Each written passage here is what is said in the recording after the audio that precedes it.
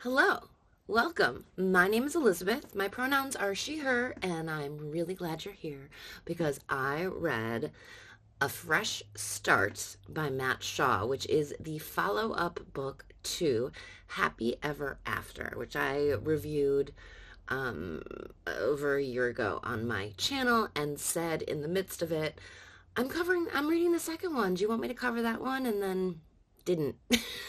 Sorry. So here I am covering the one that comes after Happy Ever After. If you've never heard of Matt Shaw, he is a very, very subversive author who many of his works have to be purchased directly from his website and not through, like, for example, Amazon, because Amazon won't carry it because of the subject matters that he covers. Now, this story is one that you actually can get from Amazon, and it's in the midst of a much bigger story called His Name Was Peter. I'm not going to cover all of it because Peter is a very disturbing character, but I am covering these two stories because I think are rather fascinating and very intertwined.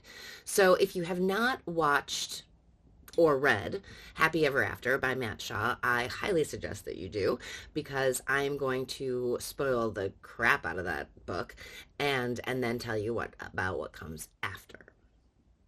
So, Happy Ever After is the story of a very unstable man who kidnaps women trying to find the love of his life. It's a really bad plan, if you ask me. The main focus of this story is this 15th woman he takes, and her name is Vanessa. Um, they they try to manipulate each other. He wants her to fall for him. She's trying to get him to allow her to roam the house freely, and then, without being shackled to the bed, and then, eventually she wants to get out. And I'm about to spoil the book, so if you haven't read it and you want to, Happy Ever After, I'm about to spoil completely. Okay, right now. So eventually she manages to kill him. But she does, but before this, he attacks her ankle. So she's really, really badly hurt. She can put zero weight on it. Now, once she gets to the front door, she discovers that it's bricked over. It turns out all the windows and all the doors have been bricked in. The house has no tools inside to help her get out. He had planned for the two of them to exist within this house until the foodstuffs fell out, and then they would romantically die together. So this book tells us the story of what happens with Vanessa once she finds she's in this predicament of being trapped inside a house with a lot of bodies. We'll get to that. The conversations she has throughout are mostly with Peter, who, remember, died in the previous book. Okay, trigger warnings. This story has, let's see, violence, pain, unaliving, murder, arson, and the way that the human brain responses to trauma. In a lot of ways, this is the story of a broken brain. If you're interested in hearing the whole sordid tale, join me for the ride.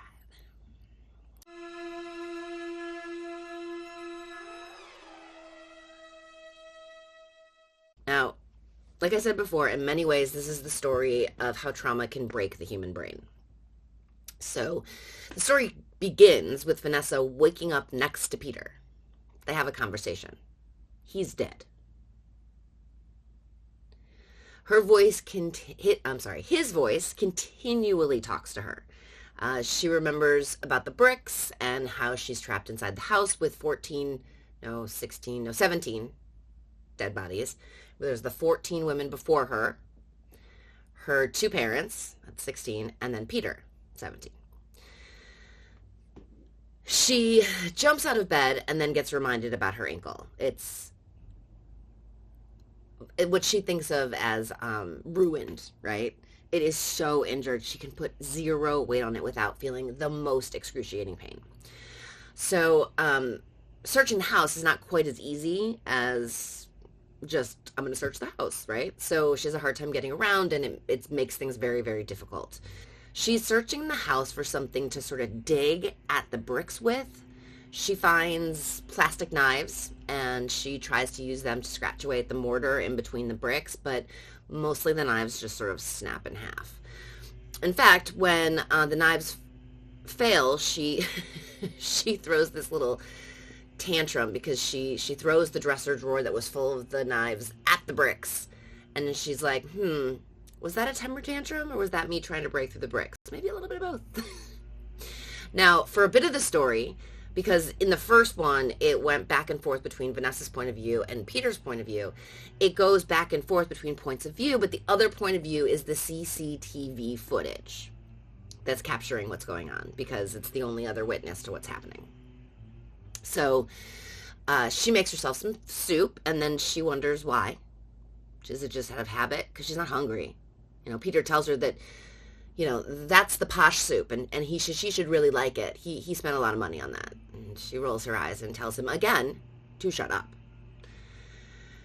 Then she thinks about a reunion with her parents, about when she gets out of there, how grateful they're going to be when they find her safe and alive. How they'll order food for dinner, probably pizza. How lovely it will be. And then the sadness rushes over her, and she thinks about how she will never again hear the voices of her loving parents. Peter tells her that the soup is getting cold, and she tells him to shut the fuck up. She's going to do that a lot. She puts her head down on the table and cries. Later, she wakes up to the sound of someone banging on the bricks, and she is flooded with hope. She gets herself over to the front door where the banging is coming from and starts yelling with the person on the other side. They tell her to back up. She screams, "Please don't leave me." Then he says that they'll have her out of there in no time. Just hang on. She can now see his face through the broken bricks. And it's Peter.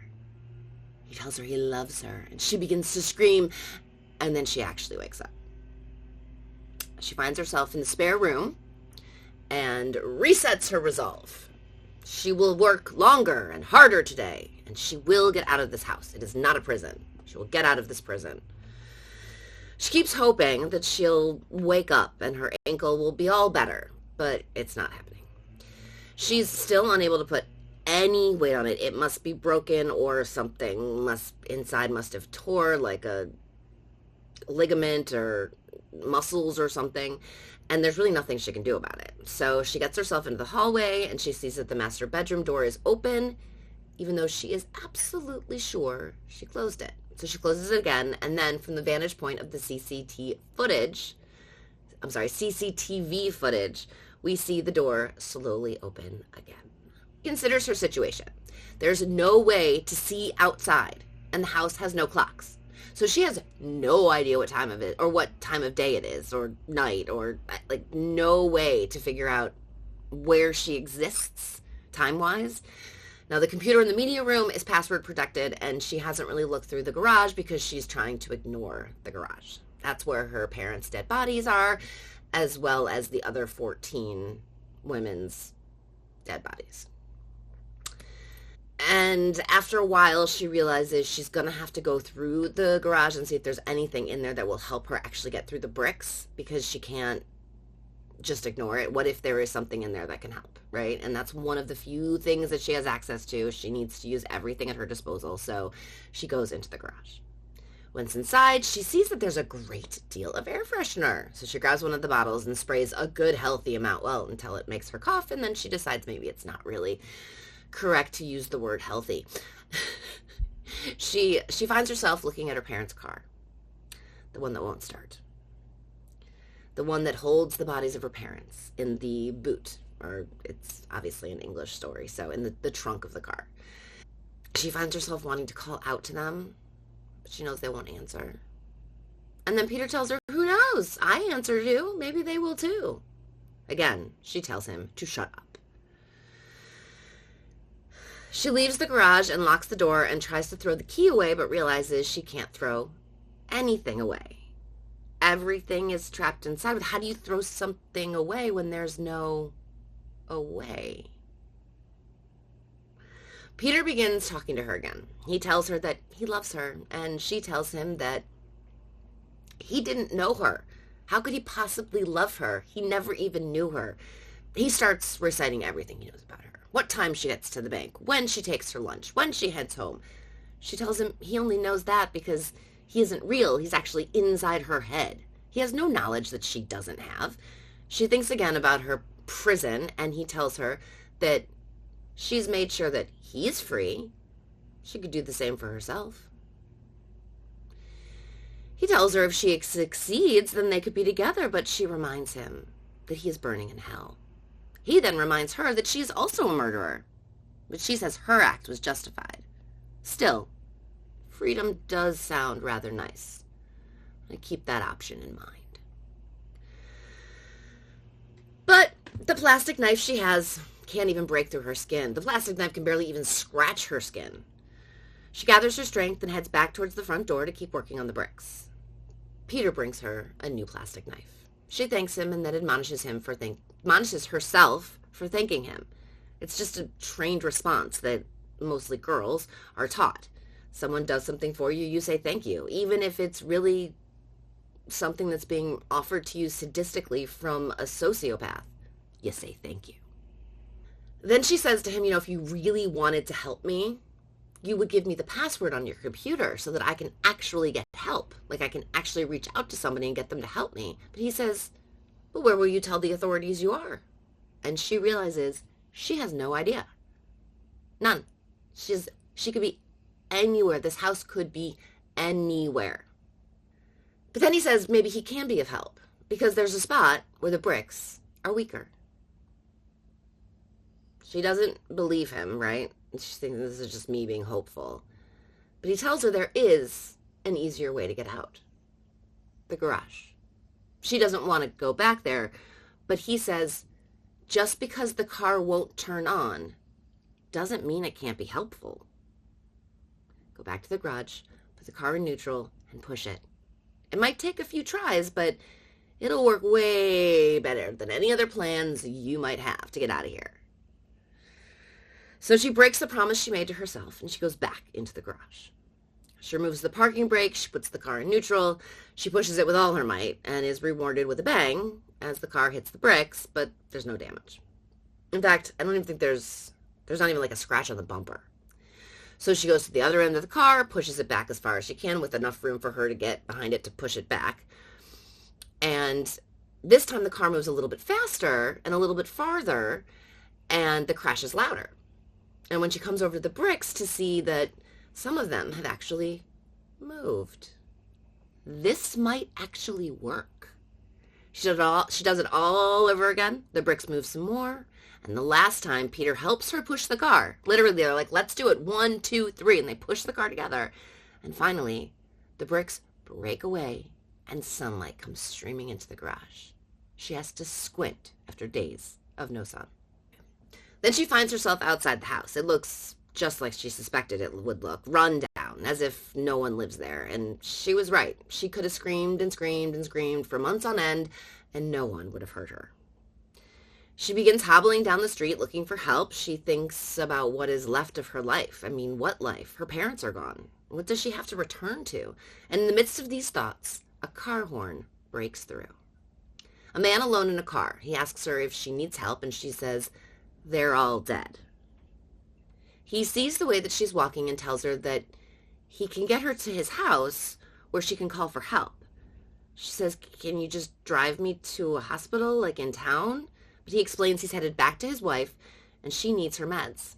He tells her again to get into the car and that there's a phone at his house and she wants to get in, but she's really worried. I mean, how is she ever supposed to trust anyone, especially the male of the species, ever again?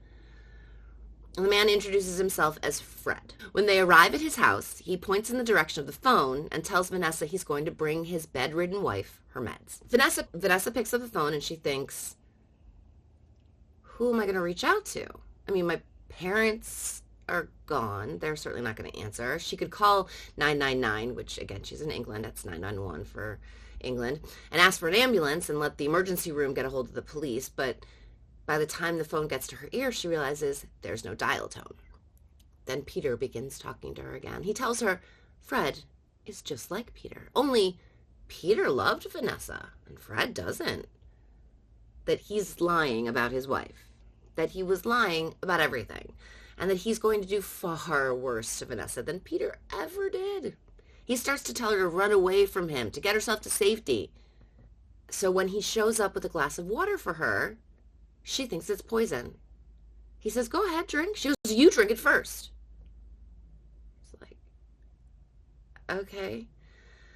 He says, look, I know, I'm sorry the phone isn't working. Usually sometimes it goes out, but it comes back, and if it doesn't come back until morning, I'll drive you into town in the morning, but I can't leave my wife right now. Just keep trying the phone, and if you get a dial tone, call the authorities, great, and if not, I'll drive you in the morning. Here's a place where you can lay. Here's a blanket for you. Meanwhile, Peter's in her ear saying, you know who Fred really is? Fred's Peter's father. I mean, why else would they live this close?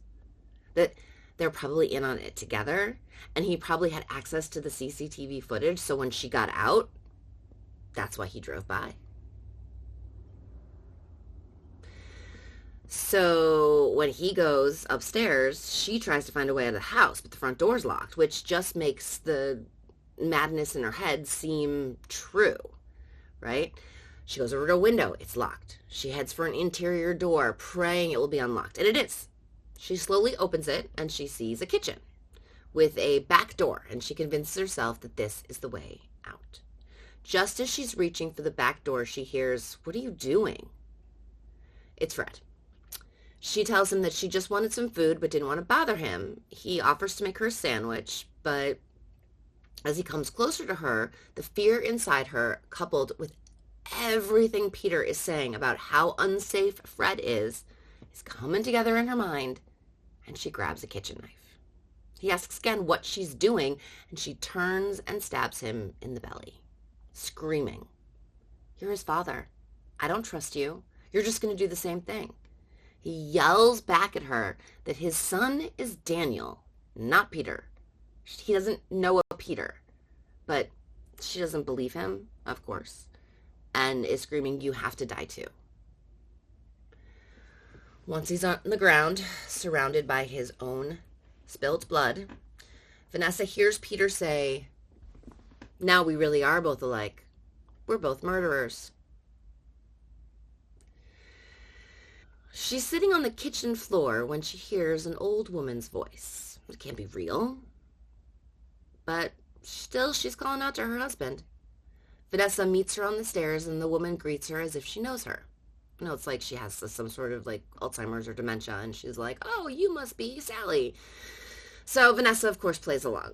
The wife asks where Fred is, and Vanessa says he's napping. Vanessa makes it to the old lady's bedside and tells her that she needs to fluff her pillow. It's gone flat. The woman doesn't put up much of a fight. And now, there are 2 dead bodies in the house. Maybe Peter is right. Maybe she really is a murderer. Now what can she do? She needs to go to the hospital still, but once she's there, the authorities will check this house and find 2 dead bodies, and that is not going to work. She can never be locked up again like she was in that house. She knows she won't survive it. So she gets to work, setting small fires throughout the house. Then she turns on the gas burners, finds Fred's keys, and leaves in his car.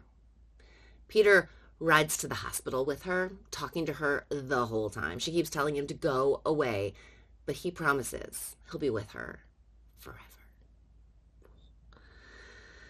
When she gets to the hospital, she pulls up right outside the ER and calls for help. And nobody hears her. She's pretty weak. Then she falls out of the car and screams for help. Still nobody sees her. An ambulance pulls up behind her and starts honking its horn, and finally an EMT comes over and gets her help. At first, she's put into a room with a lot of curtained-off sections. She loves it.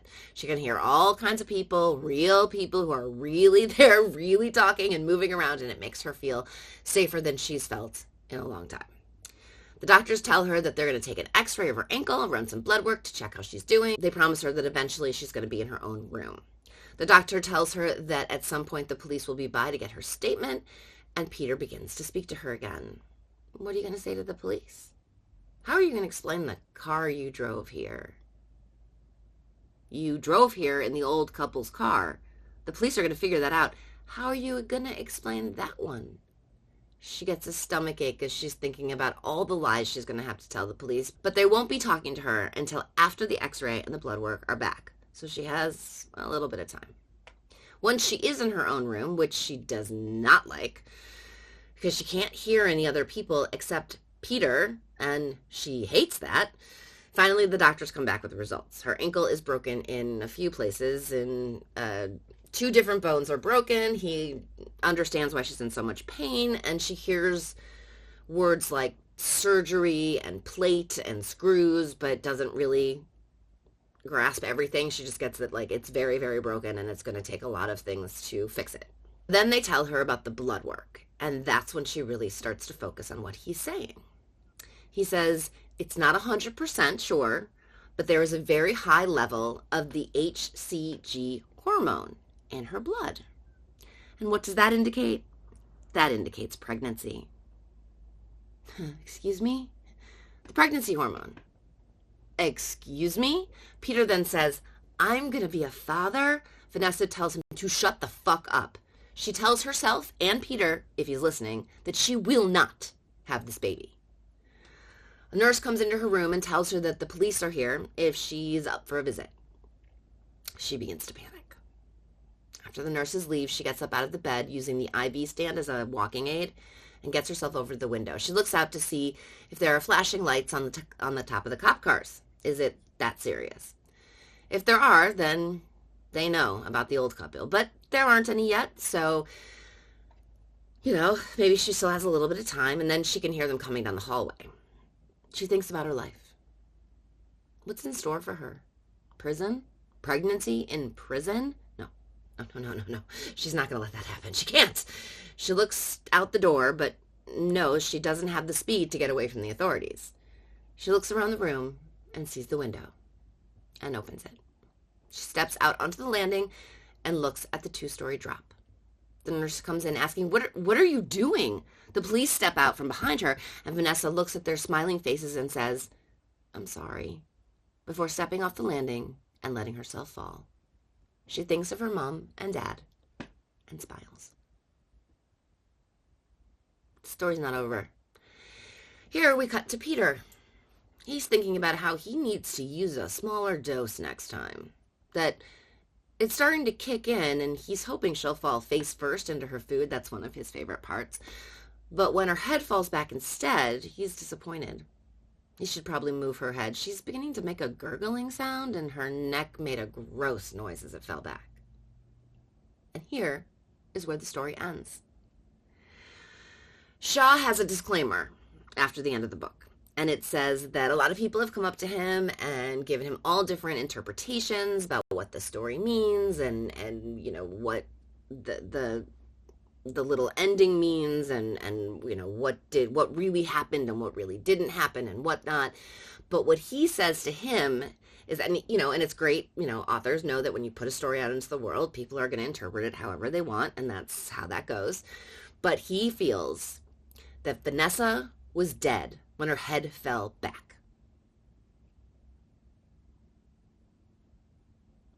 So the entire events of Happy Ever After and the entire events of A Fresh Start are all hallucinations. Matt Shaw has just a dark, dark, dark imagination and shares it with us, which is ballsy. So,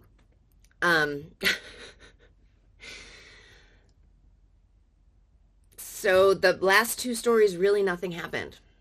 He just used too high of a dose on his 15th girl, and will probably try again on the 16th, is my guess. Yeah, nutty little stories, and dark and creepy, and oh, that Matt Shaw. What he's willing to write down, it's pretty nuts. So So that is the whole story of a fresh start. And if you are still here, I really appreciate it. If you have a free moment, if you could give me a thumbs up, I would really appreciate it. And if you're not already subscribed, I would really appreciate you subscribing. It is very helpful. Otherwise, do me a favor, be nice to yourself. You are precious, important, and the only self you're going to get. I will catch you next time. Bye. House for a way to sort of dick through. Not dick. She considers her situation. Say that again so you can understand me. Meds to his bedridden.